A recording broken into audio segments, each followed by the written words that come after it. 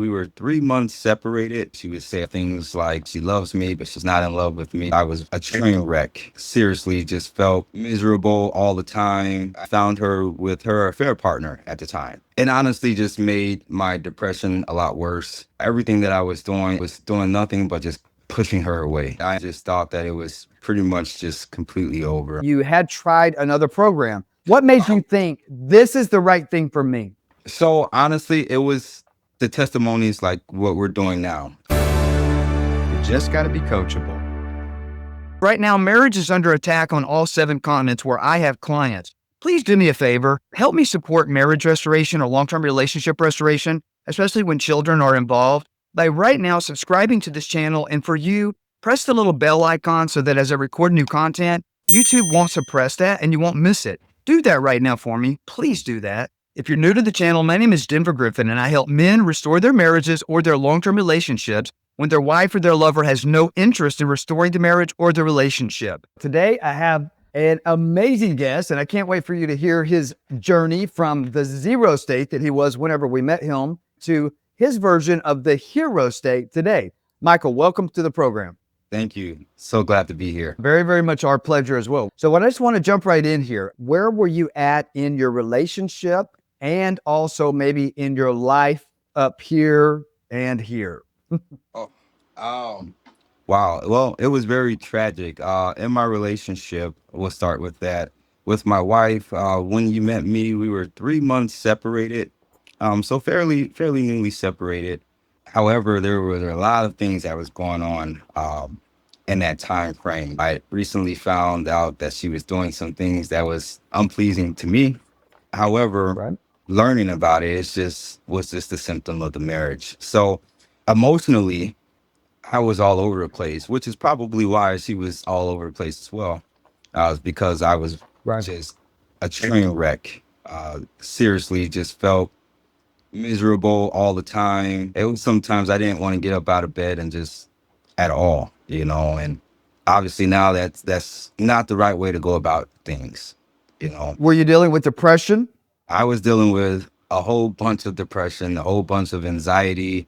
It would just kept every single day just kept flooding in. It almost seemed like I just was never going to get a break from it. Yeah. And had you been dealing with that before the separation, or that was kind of just during the 3-month separation? Honestly, yes, I was dealing with a little bit of depression and anxiety before the separation, and that could have very much been the straw that broke the camel's back. Right. The depression and the anxiety just from different life things going on, and not Yeah. taking the time to step back and actually see my wife. Yeah, 100%. I totally understand that, because I literally can relate to that. What would you say whenever we met you, all the things that you're dealing with emotionally, you're in a separation, how would you describe the state of the relationship? At that time, Yeah. the state of the relationship was just very it was awful. My wife was at that time doing a lot of gaslighting. She would say a lot of things like you know it might not be forever in terms of the separation. It might not be forever, but for right now it has to go this way. Saying things like she loves me but she's not in love with me, just the typical things that most of our wives would say when they're not happy and they're ready to go. This may or may not be something that is true for you. My wife was telling me the same thing. My wife was telling me that this separation may not be forever. She was literally gaslighting me, not because she's a bad person, not because she intentionally would say, I'm going to gaslight him today. Right. But it was more so because she knew I was in a state of depression. She knew I was distraught, that it was, and I wasn't happy about her decision to continue the separation. But she's telling me this might just be temporary. And at the same week she's saying those words to me, she is filing a divorce case in secret. Yeah. So is that maybe similar to your situation? Absolutely. So, the exact same, literally the day that I actually spoke with, I believe it was Tyler, my wife said the exact same thing. She was saying that it's not going to be forever, but just for right now. And after that, moments or hours after that, I actually found her with her affair partner at the time. So it Wow. was so just crazy, just how things were, and just what I was hearing, and it honestly, Denver didn't look very well at that time. You know. I appreciate you being vulnerable to bring that up, because there, for the hundreds, maybe tens of thousands of men that'll be watching this in the coming weeks, days, months, and years, is that a lot of times they think, well, if my wife has an affair partner, whether it's a physical affair, emotional affair, a sexual affair, it doesn't really matter. So many people get the mindset of, well, this is the reason my relationship is ending. This is the reason that my marriage is over. Guess what? An affair partner, whether it's emotional, physical, sexual, intimate, it doesn't really matter. An affair partner is never necessarily an obstacle to relationship or marriage restoration. All an affair partner is simply the fruit of a failed marriage. And if you understand how to actually position your leadership to not just change yourself, but to also lead her back to change, really good people have emotional affairs. Really good wives, really good women have physical and sexual affairs. Now, what's different about a woman when it comes to that is men need a place to have sex when I first meet them.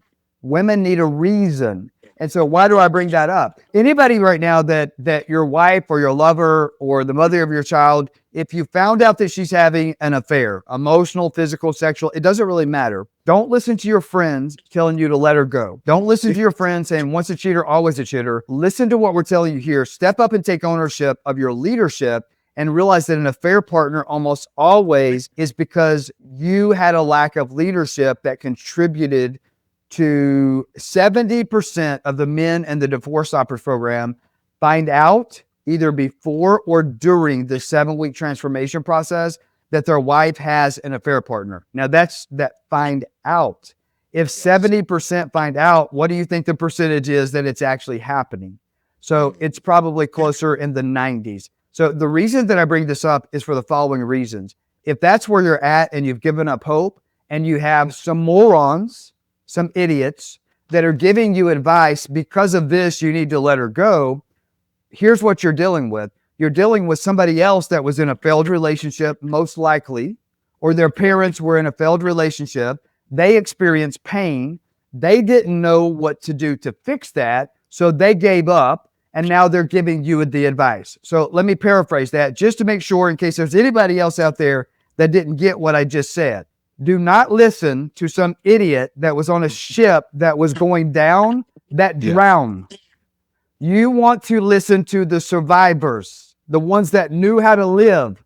And that's what we're doing these calls for. So with that being said, so you found out that there was some issues going on, and you found out that the fruit of a failed relationship had grown on your tree. So where were you at in the separation up here and here?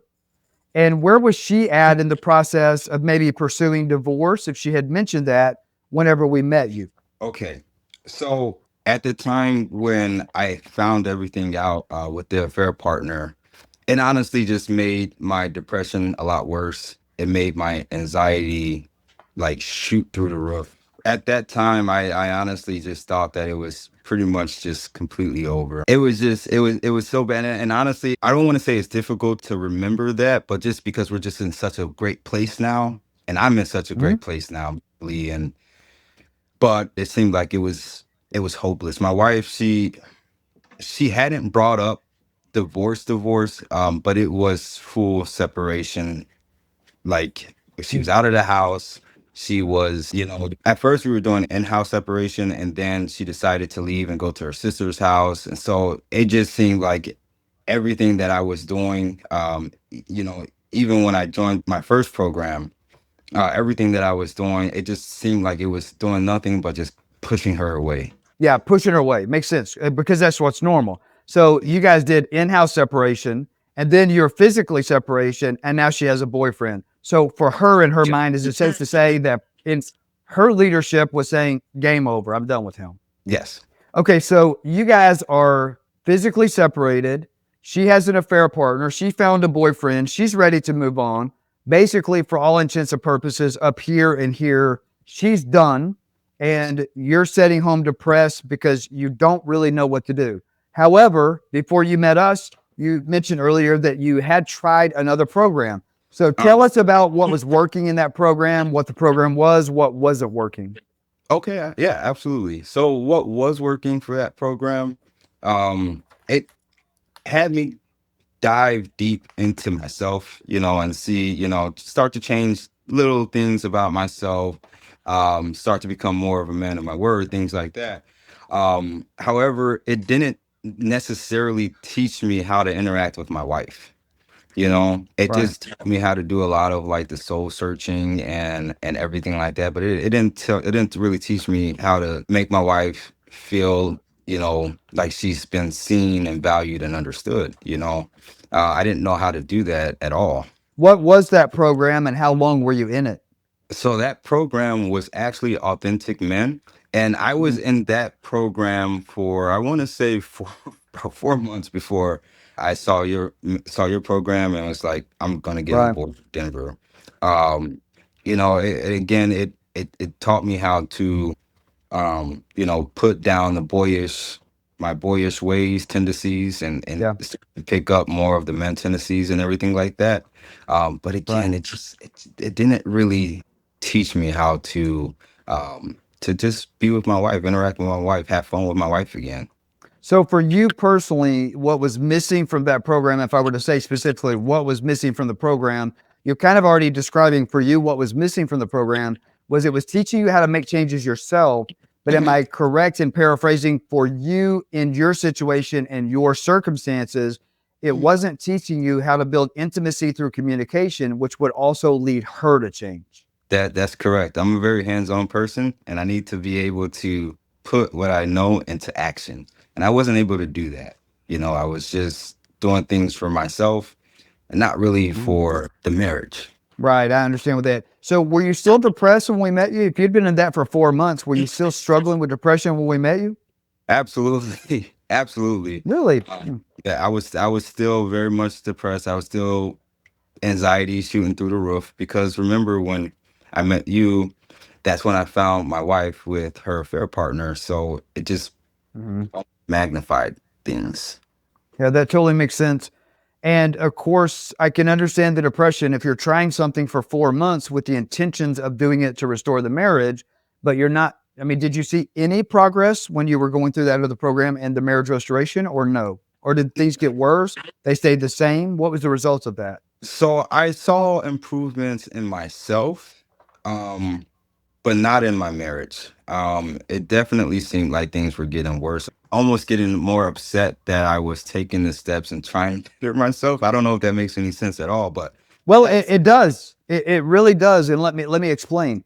I intentionally in the Divorce Stoppers program on purpose make sure that we have a program that's set up so that I think it's selfish if you're in a relationship with someone that you love for you to move forward into your best life and leave the woman that you love behind. For me, it's selfish. It's not wisdom. And as you make changes to better yourself and you're not taking her with you, it is very normal for her to resent your changes. So, in other words, I think the reason that we get so many students from other programs is because the other programs are teaching you go make these changes, but it doesn't teach you how to help her change. And yes, here's the thing, if a woman wants out of a relationship, if she doesn't change at the same pace you're changing, she'll resent your changes and it literally will make the marriage or the relationship worse. There's no benefit to the marriage. You may not be depressed anymore sometimes. Sometimes those programs, it's what I say in some of my videos. If it might help you get your biceps bigger, it might help you grow 3 more inches down here. But what good is that if it's not helping you with the reason that you joined? If the goal was marriage restoration, what good is all of that if you can't use this or use that? You know what I'm saying? They save it for absolutely. the next relationship. And we know statistically, if you don't fix this relationship, the same stuff is going to come out in the next relationship. So fast forward, you ended up finding us on YouTube. You're in another program that was making things worse, and you booked a call with my team. What caused you to actually request to become a student of the Divorce Stoppers program? What made you think this is the right thing for me? So honestly, it was the testimonies like what we're doing now. Just seeing a lot Really? of great men. Yeah, yeah. Honestly, just seeing a lot of great men who they said that they they were in the same spot that I was in currently at that, in that moment. Mhm. And I was just, I remember telling myself, well, it's so weird, but I remember telling myself, well, maybe I can get as good, and maybe I could really restore my marriage in a way to where maybe I'm that guy in the camera, and I'm that guy who was, you know, who was able to tell my story, and I was here, and now I'm, doing much better, so Woo! I love yeah. it. So seeing my brothers that went through it, that's what did it for me. I didn't know anything about confirmation bias until coming across your videos. The real big, this is it. It was really that. It was seeing other brothers who went through it and they got their marriages back on track. Yeah, and if there's any man you've been watching 2 or 3 of my videos, or 10 or 20 or 30, and you have heard enough about confirmation bias as we talk about it. So what is confirmation bias? Confirmation bias is this. It's a few different things, and it can come in a few different forms. But what confirmation bias actually is confirmation bias is a psychological process that relating it to a failed marriage or a failed relationship, even if there's something in the woman that wants to save the relationship. So if she's making statements to you that make you think, is she crazy? When she's talking about, hey, we're going to build a cabin, or we're going to build a flower bed in the spring because it's currently winter, or maybe right now it's the summertime and she's talking about,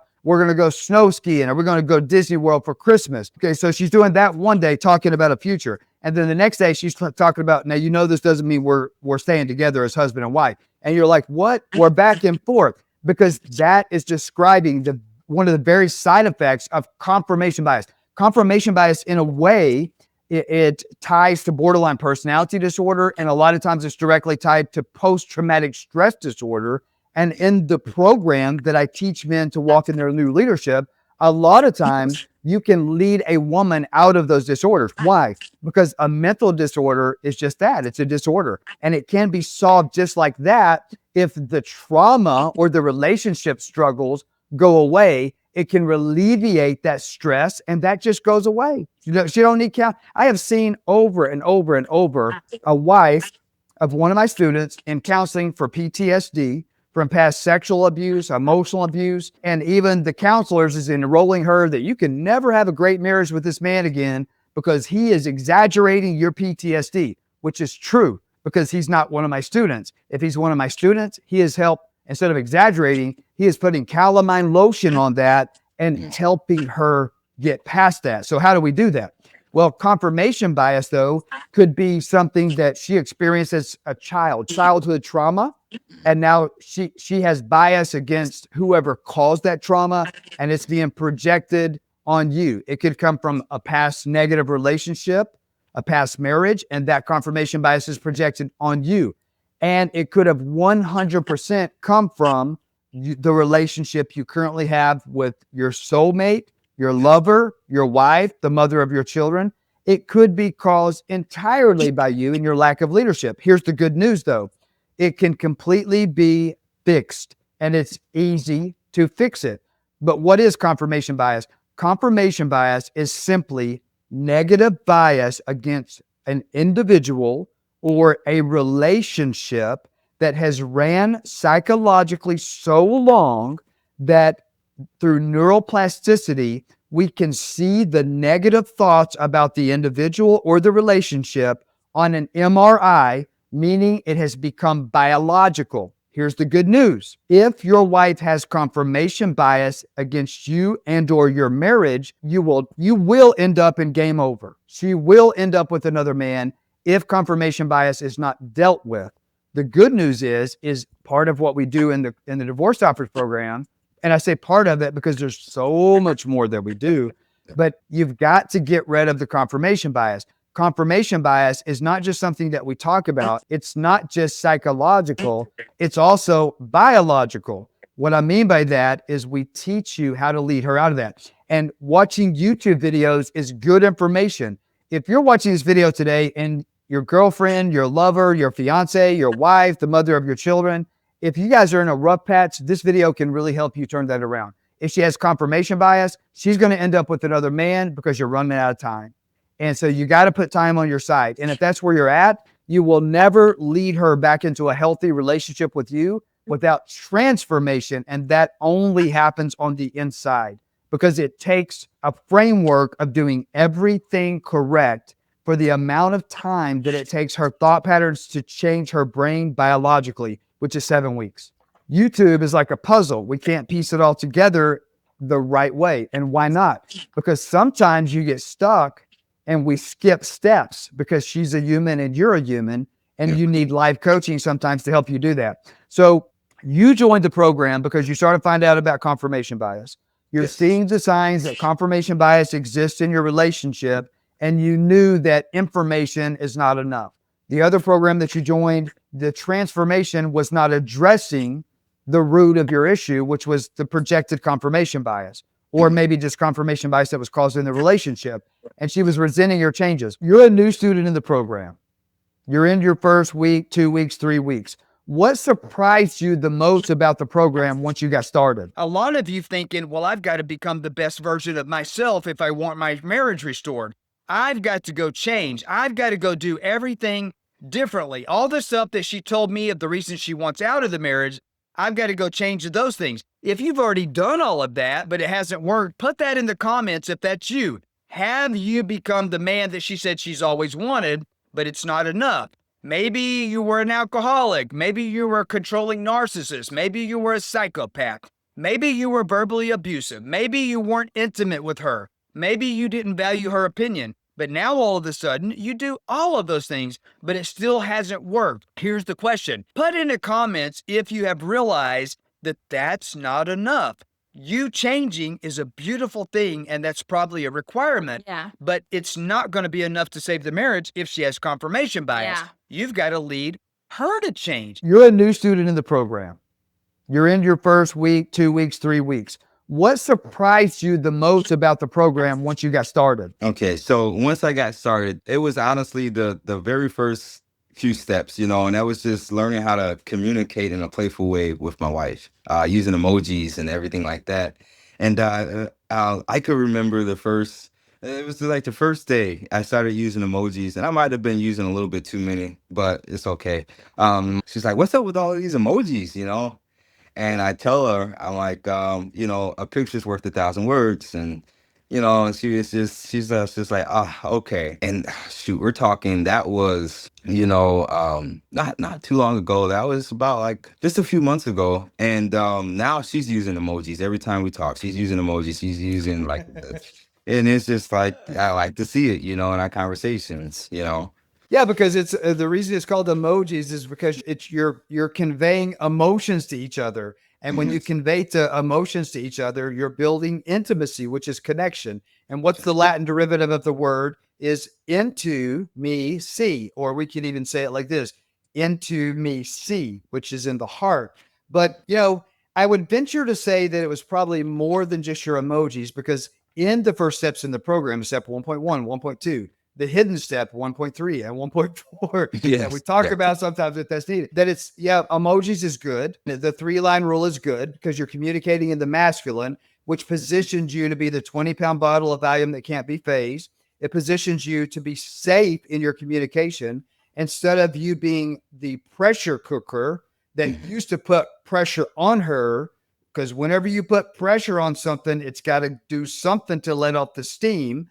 In your example, we know that there was an affair partner that was the pressure relief valve that your pressure caused her to go to let off steam. And this is what the Bible means, where it says, what's intended for your harm, God really has a plan to use for your good. In this case, it could be an emotional affair partner. It could be an enemy of the marriage. It could be a physical affair partner. And so we can actually use those people, those enemies of your marriage, to help restore that. Well, Deborah, how the hell can we do that? Because what we do is we become the 20-pound bottle of Valium.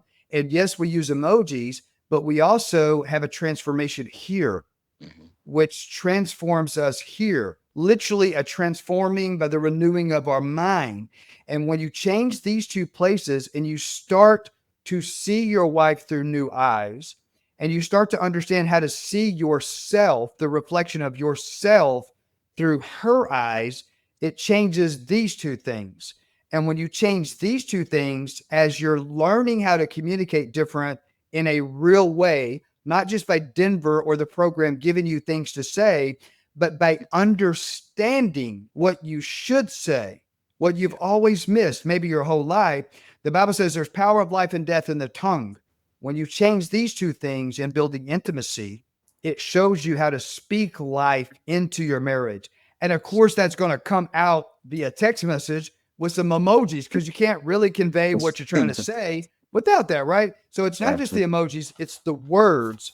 But true or false? True or false? Every man watching this video today that's heading towards game over, he literally does not believe the statement that I'm about to make, but he could very literally be one text message away from literally turning the train that's heading to game over back to restoration. One text message away. Yes, I honestly, I definitely believe that, and I believe that because when you're texting, and if you're texting and you're actually taking the steps and you're taking the time to see inside her, like you're taking the time to actually have the intimacy, right?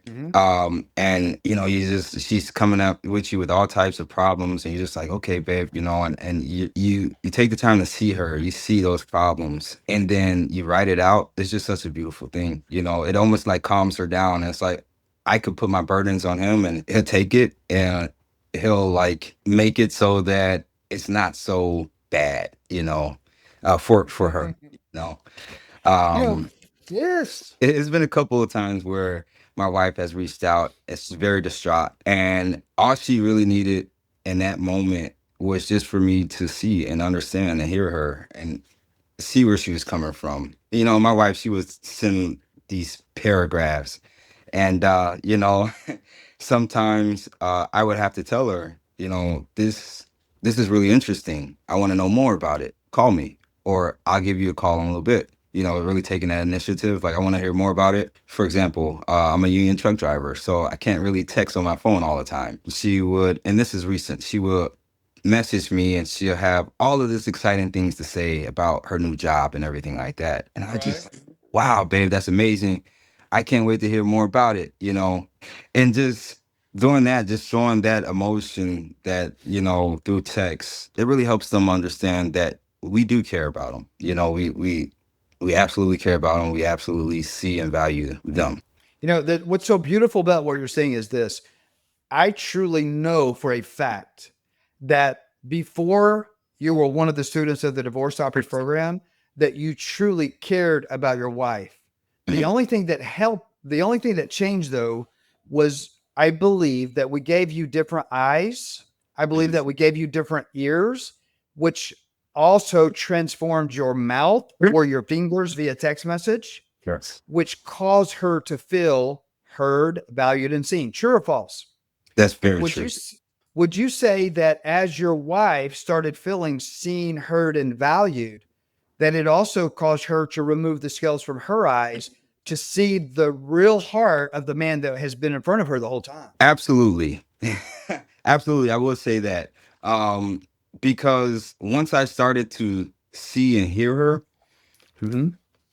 I became more of the pressure relief valve that we were talking about that her Yes. their partner was.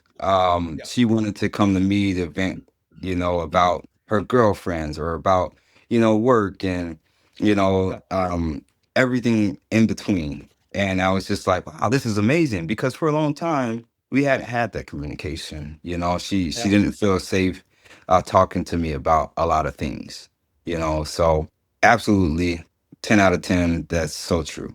One of the things that it's really, really difficult for probably thousands of men that over time will watch this video is the statement that I'm about to make. You can literally become the pressure relief valve in as little as 7 days. And so what I mean by that is right now, you've been the one for a long time out of ignorance, putting pressure on your wife and literally pushing her away. You can literally reverse all of that and start reattracting her back and become the person that she feels safe coming to. And guess what? Even if she comes to you and starts bitching, today, a lot of you, your wife might be coming to you to bitch and tell you what a horrible person you are. And because you're ignorant about how to handle that situation, to use that as an opportunity to make her feel heard, valued, and seen to restore the marriage, what you're doing is you're defending yourself. You got to stop defending yourself. When a man never defends himself, okay, she will step up and start defending you. And the way that you do that is through communication. 100% through communication. Now, don't misconstrue anybody that's watching this. If your wife's filed a legal divorce, I'm not telling you don't get an attorney and legally protect yourself. What I am telling you is stop acting like an emotional bitch when your wife comes to bitch about you to you. Instead, there's a different way. You can make her feel heard, valued, and seen, and you can start the process of seeing yourself from her vantage point or her perspective. And this is what actually restores a marriage. This is what's easy. Trying to get her to work on the relationship and see your point of view on why you guys should save it. Working on the relationship has never worked in the history of the world, and it never will. Well, Jennifer, I don't agree with that. Then why are you watching the video? Because it's not working. And until you start doing something differently, you're stuck on a hamster wheel, my friend. And luckily for all of you watching this, we've got Michael here to say, get off the hamster wheel. Because not only was I doing not working, I joined another program that was teaching me all this stuff to do for me, but it was making my relationship literally worse. It might have made me feel better for a minute, but it was having the opposite effect on my marriage, and it was pushing her further away because she was resenting my changes. So let me ask you this. What specific parts of the program for you had the biggest impact on your mindset or your actions? It was definitely the backing off your wife, because we talk about putting pressure on our wives. I was always messaging her, always texting her, always asking her like, "Hey, so are you going to be hanging out with your friend?" Just putting so much pressure on her. I didn't take the time to just step back and allow that space to happen. Allow that time to happen. For anybody listening, I'm not an advocate of a whole lot of space, and I'm definitely not an advocate of no contact. So what Right. he's talking about when he's saying let that space happen means that you don't have to like attack her because you're acting like a little bitch and you're so afraid if you don't respond to her in 1 second on a text message, or if you even give her 30 minutes to breathe. That's what we're talking about when we say space. Because Yeah. space, I don't necessarily like that word and the connotation of this industry, because that could be misconstrued in condoning, yeah, you should go get a trial separation or whatever. Yeah. Yeah. Yeah. And honestly, to your point, my wife and I, before I joined the program, we were actually Yeah. doing a little bit of no contact. We were doing a little bit of kids only. And this program, the program actually is funny.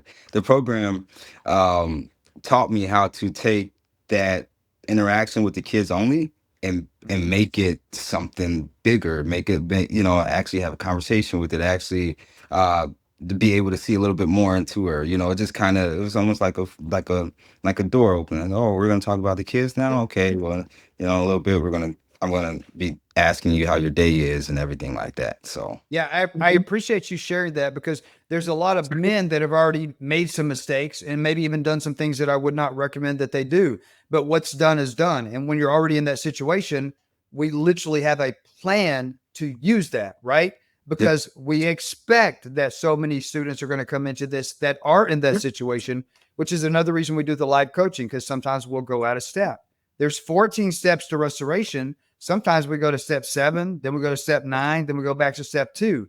It depends on the unique individual. So I appreciate you literally bringing that up in a way that makes sense for that guy that's thinking, well, that's already where I'm at. No worries. We have a plan for that. So let me ask you this. Did you notice a shift in how your wife responded to you and what changed? yes, I definitely noticed the shift in how she responded. So when I would send these long paragraph messages, which now I understand it was just me responding as in a feminine. When I would send those, she would always probably send back like one word responses, or just like, yeah, whatever. But when I started to respond in a way that was more masculine, more clear, she really appreciated that, and because of that, she would start to send out lengthier text messages. She would send out two, three different paragraph text messages. And maybe I didn't, because obviously in 3 lines, you can't respond to them all. So it's just a real nice, masculine to the point. This is that. And it almost seemed like it piqued her curiosity a little bit more. So she just would text even more. So it was just her responding to me and my transformation. You could see it clear as day. Yeah, for anybody watching this video, we're literally sort of giving you a free coaching session, and let me help you understand that. So, what Michael is describing is the following: if a woman's text messages are very short, that's her communicating in the masculine. And if your text messages are more than 3 lines, you're 100% communicating in the feminine. So, what's one of the things that you could do? Well, shorten up your text messages. And when you shorten up your text messages, you will probably naturally see her start to lengthen. Well, Denver, I don't know. You don't know my wife. She's asking me to address 3 things, and I need to write a book to make sure I address all of the issues. Your wife doesn't want you to address all of the issues. Watch any love or romance movie prior to 1950 when television still told the truth about how relationships actually work. Women are excited about the chase. They want to pursue in that way.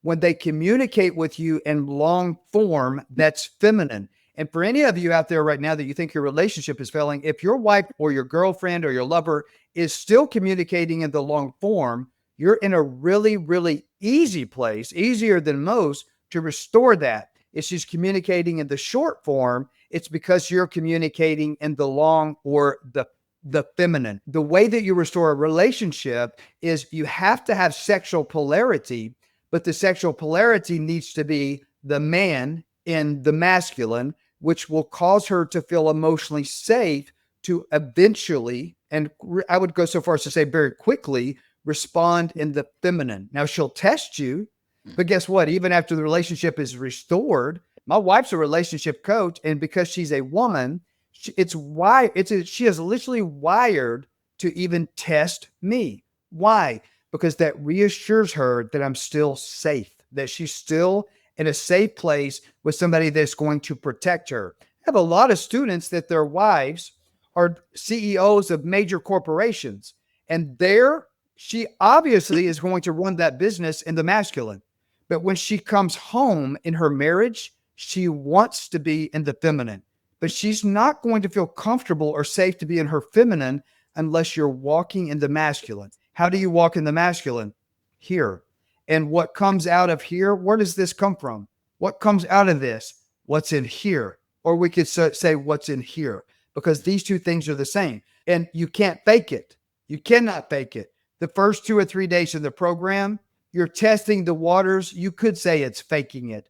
But after you practice it just a minute, it becomes real because it helps you see yourself.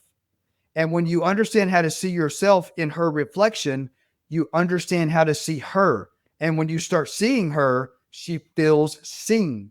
When she feels seen, she will start seeing you. She will see the real you. She will see that the feelings that you're feeling, the despair, the heartache, where you feel like death, it is truly because you genuinely care about her.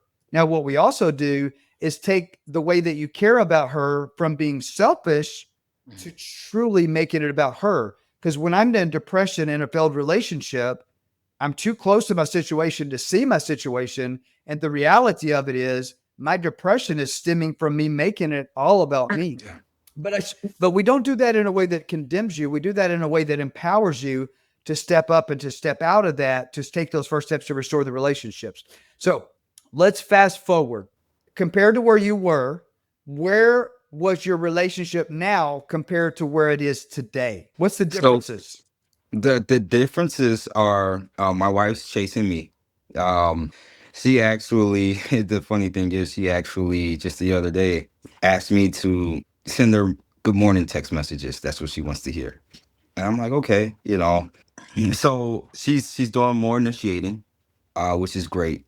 We're laughing, we're joking, kissing and all types of stuff.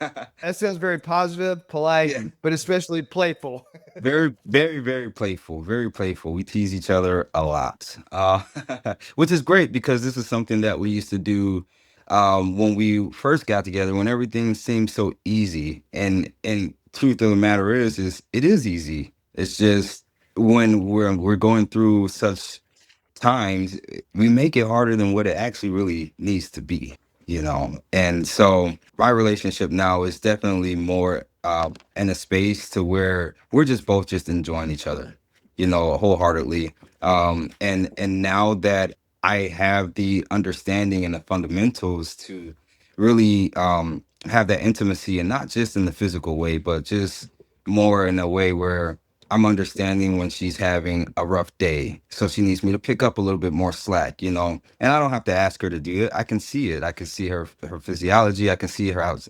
everything, you know. And so it's just like, all right, well, she's having, and this is what taking the time to actually see into your wife, and taking the time to, you know, really, I don't want to say study, but observe your wife and see like what she's doing. And that's just, you have to do that in order to truly build the intimacy and everything like that.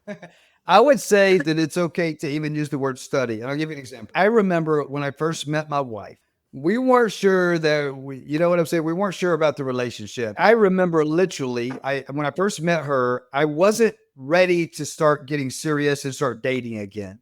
But I liked her so much, and I didn't want to mess up anything. This is when I first met her.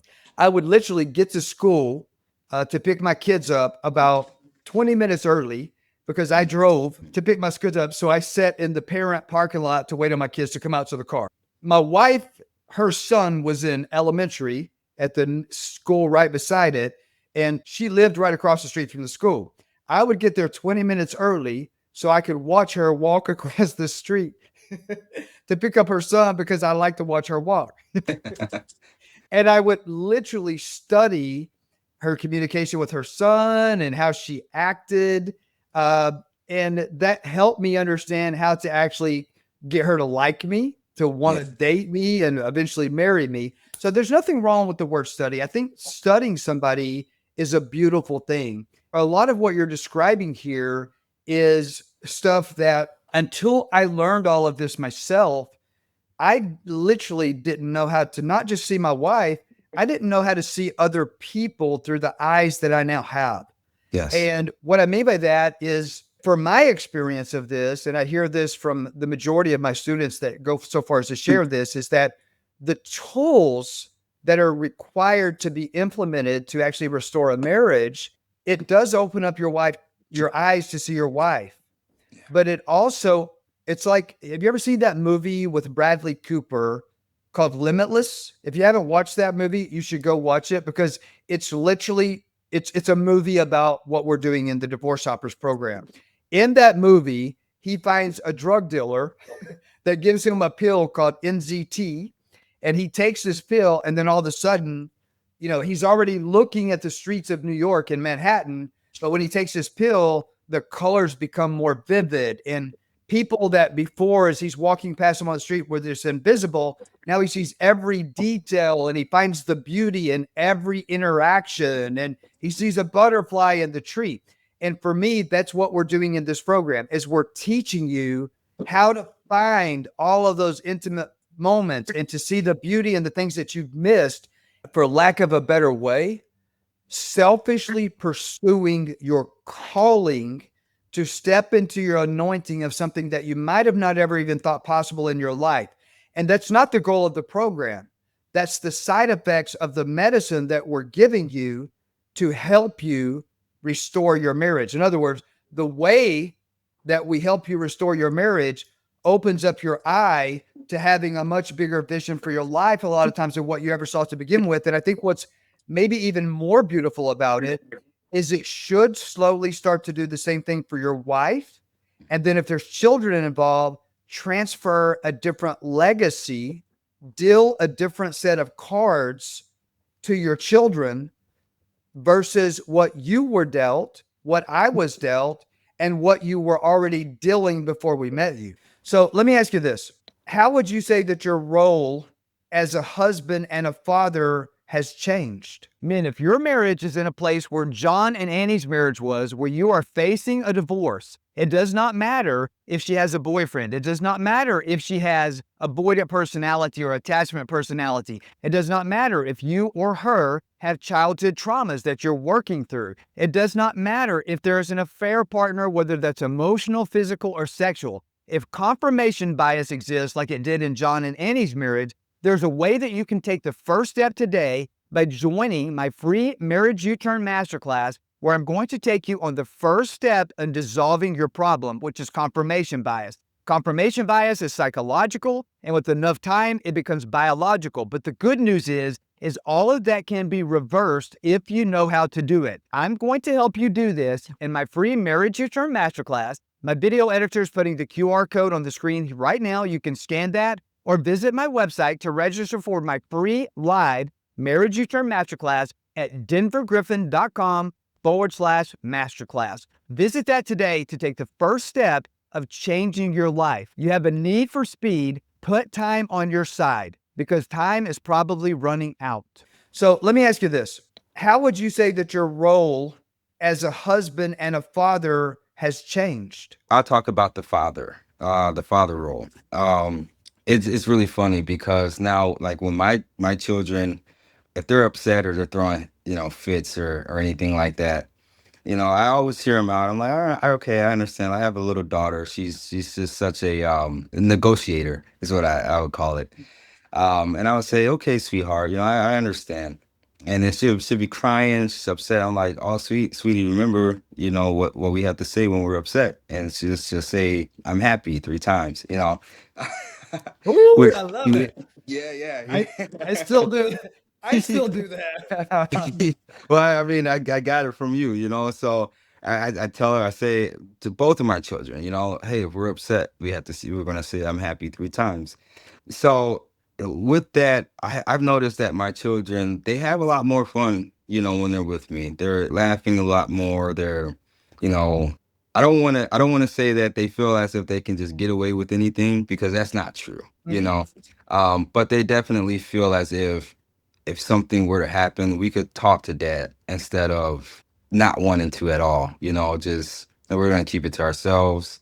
I do ask my son often, "Hey, how you feeling? How was your school?" Everything like that. I want to know, you know, how my kids' days are. And I want to know how they're doing, not only just to public eye, but how are you guys actually doing? This is something that I didn't really grow up with. I didn't grow up with my parents really trying to see into me. So I definitely want to be different, and not only have the intimacy with my wife, but have the intimacy with my Sure. children. Because my wife is seeing me interact this way with my kids, it makes her that much even more attracted to me, because Mhm. these are also her children. These are also her little mini me's running around as well. And so for her to see me be this way, it's really like transformed her as well, to where she would say something or she would get upset and then she would say, I'm sorry, I know that that's not the energy that you want right now. And I'm like, no, sweetheart, I mean, it's not the energy that I want, but if it's the only energy that you can feel right now, it's okay. We'll take it moment by moment. So just that, it's just being the leader and understanding that the leader kind of sets the standard. We don't really ask for it to be done we don't ask that standard to necessarily be done by the ones that are around us, but we walk in that standard. And because we're walking in that standard, everyone else around us almost has no choice but to walk in it as well, you know? Yeah, I do. I would like to paraphrase what I just heard you say. You now walk in a level of leadership and intimacy with your children Mhm. that when I met you, you were raising children. Yes. Today, you are raising adults. And the shift that you made was simply one thing. Now you are building connection and intimacy with your children. They feel that you are safe enough that you are giving them permission to grow. Hmm. You are giving those flowers in your garden permission to blossom. Hmm. And the only way that a flower is ever going to blossom in your garden is if it has permission to fail, Mhm. fall, and fuck up. Mhm. And your children now know that when they fail, they fall, and they fuck up, that he is emotionally stable leader that I know if I put my hand out, I'm going to get a hand up instead of him walking in a level of leadership that's normal, which is condemning, criticizing, or complaining. Yes. That now, so literally your children are being dealt a new hand of cards with an established legacy, and you're teaching them a level of leadership that is rare. Yes. Yes. You're teaching them how to ensure that they have successful relationships themselves. And of course, that's attractive to your wife. Why is it attractive to your wife? Number one, she sees what's happening. So the level of respect is going through the roof. But what you're also doing, how many of you out there watching this video, put this in the comments. If your wife has ever made the comments of, I don't feel like I'm a woman with you. You make me feel like one of your children. I feel like I'm a little girl. I feel like I'm smothered. I feel like I have to get out to find myself. I need to be free. Why is she saying those words? Because with good intentions, you have repeated the cards that you were dealt.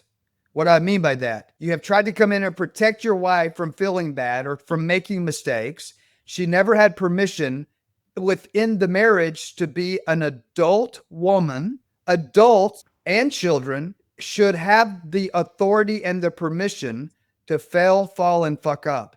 It's how they step into their calling and their anointing. So, for anybody out there right now that you feel like your wife is communicating like an immature 3-year-old, your lack of leadership has contributed to that. But here's the good news: you can change yourself by changing your leadership, by changing what you're thinking, changing how you're feeling.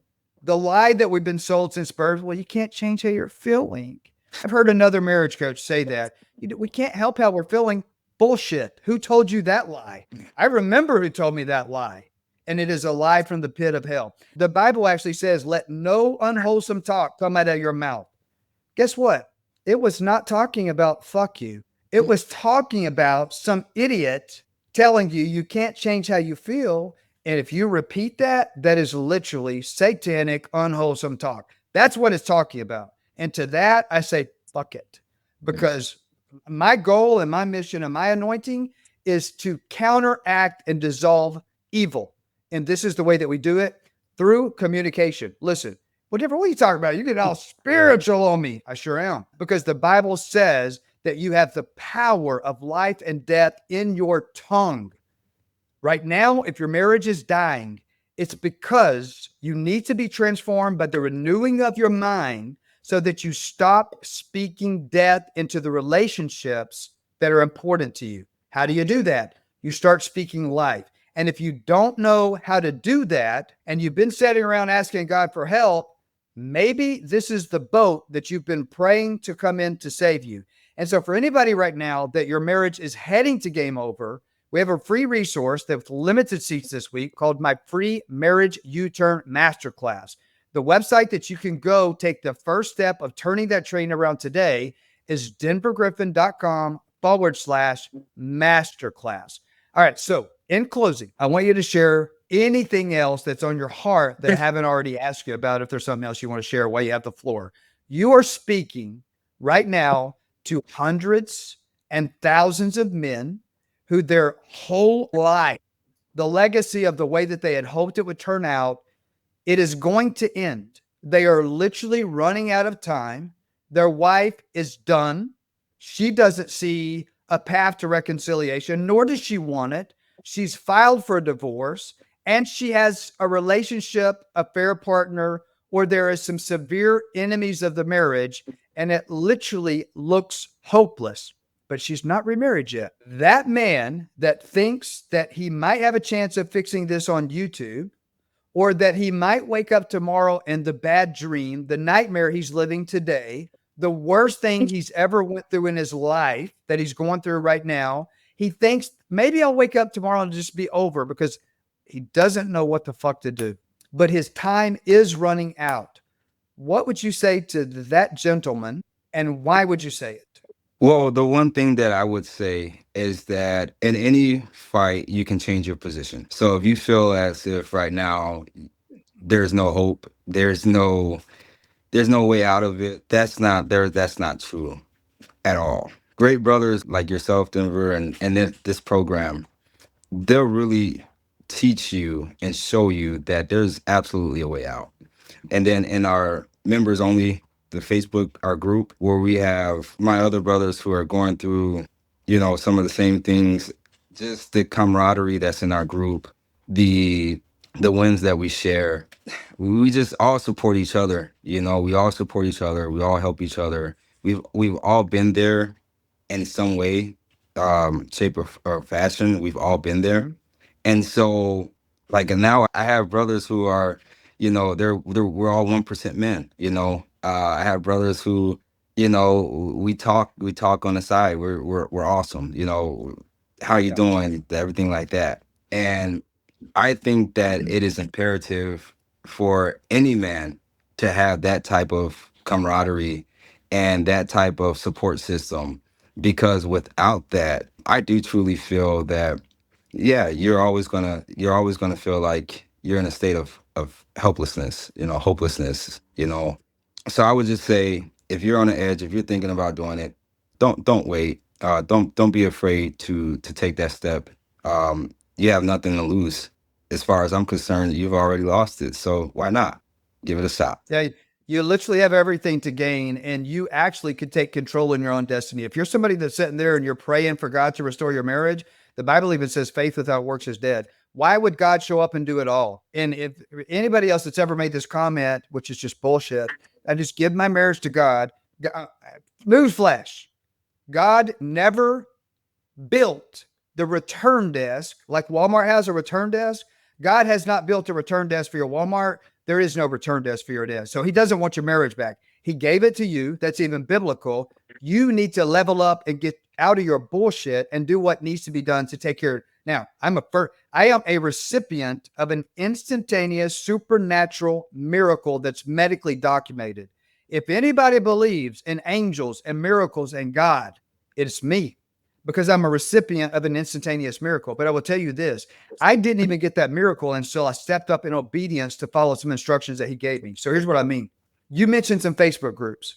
There's a lot of people that heard that and they're like, oh, well, I'm in one of those Facebook groups. Let me tell you this: if you're not in our Facebook group as a student, so we have two Facebook groups. We have a Facebook group for non-students and we have a Facebook group for students. All of our students can talk to each other. The Facebook group for non-students, we started for simply the purpose of putting YouTube videos on there to help people. Let me tell you the difference in the two Facebook groups. The Facebook for students, it's winners helping and encouraging winners to win. That's why it's called Iron Sharpens Iron. Iron is literally sharpening iron. Now, let me tell you what's happening in the non-student group. And let me tell you, the exact same thing is happening in every single Facebook group that's called Marriage Support, Restoration, Single Dads Helping Dads. They're all saying, we're here to support you. Let me tell you what 100% of them are. It is losers helping losers feel good. Brother, I'm sorry you're going through it. I'm praying for you. Losers helping losers feel good about losing. And every single one of their marriages are ending. And then occasionally you'll have one person, but by some fluke, his marriage got restored. And he can't tell you how. And it's just because his wife changed his mind because her boyfriend left her. But he's the exception to the rule. But the majority of them, no marriages are being restored. So why am I being so crass and harsh in this? Here's why. The Christian groups in particular, and I'm a Christian, are losers helping losers feel good about losing. If you're in there putting all of your faith in God to restore your marriage, nothing wrong with that, but faith without works is dead. And if your wife has the wall up and you've tried everything to get it down, you've took a sledgehammer to the wall, a pickaxe, and it got thicker. You tried to scale over it. You got the rope climbing equipment, all of that stuff, the rappelling, the wall got taller. Even in the Bible, when God told the Israelites to march around the walls of Jericho and he would bring them down, He did not say, go sit on your ass and look up at the wall and expect me to do everything when you're not doing anything, because they had to exercise their faith. God said, march around the wall and be obedient in my timing. Means timing is important to God. If she's got a wall up and you want it down, you've got to know where the road is to march around the wall. You've got to know the timing of how to march. And you know, the one instructions that the Israelites were given when they were marching around the wall, the leader of the pack, do you know the one instructions that he gave them when they were marching? He said, as you're marching around this wall, don't say a word. Why? Because he knew that as they were marching, they would be thinking, bruh, like, I don't know if this is going to work. Now, the first 2 or 3 days, everybody was excited, but this wall was around a city. It was hot. Camels poop and pee. It was stinking. And, you know, so by day 3, they're tired, probably getting dehydrated. And they're sitting here thinking like, really? Is the wall cracking? The ground ain't shaking. The paint's not even chipping off the rock. Like he knew that they wouldn't believe it. But God said, he told the leader to get them quiet. Now, we don't know that God said that, but we do know that that's what they were told. We do know the Bible says they were given instructions to don't say a word. Why? Because there's power of life in the tongue, of life and death in the tongue. And so if your marriage is heading to game over today and the wall is getting higher, the reason it's getting higher and it's getting wider is because you're opening your mouth and you're making the wall bigger because you're speaking death into your prayers because you don't know what you don't know. And for a lot of you, if you've went to your preacher, God does not call the qualified. He qualifies the called. If your preacher, your best friend, your counselor, or your coach, if they have never been in your situation and taken that situation to where you want to take yours, they have not been qualified. DenverGriffin.com/masterclass. Make the U-turn today. And if that's where you're at and you know that you want to bring the wall down, my video editor is going to put up at the end of this video the next video that will help you understand, take the first step of bringing the wall down, just like Michael did here. Men, if your marriage is in a place where John and Annie's marriage was, where you are facing a divorce, it does not matter if she has a boyfriend. It does not matter if she has avoidant personality or attachment personality. It does not matter if you or her have childhood traumas that you're working through. It does not matter if there's an affair partner, whether that's emotional, physical, or sexual. If confirmation bias exists like it did in John and Annie's marriage, there's a way that you can take the first step today by joining my free Marriage U-Turn Masterclass, where I'm going to take you on the first step in dissolving your problem, which is confirmation bias.